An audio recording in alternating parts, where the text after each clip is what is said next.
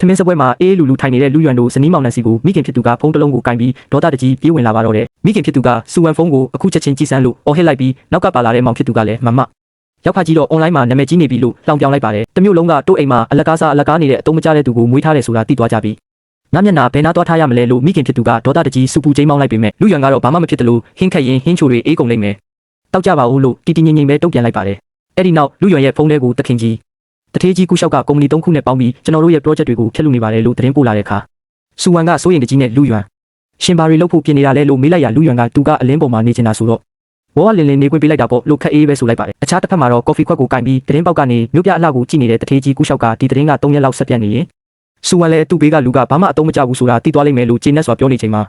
သူ့ရဲ့အတွင်းရေးမှုကအသက်ရှူမှမတက်ပြေးဝင်လာပြီးတထေးကြီး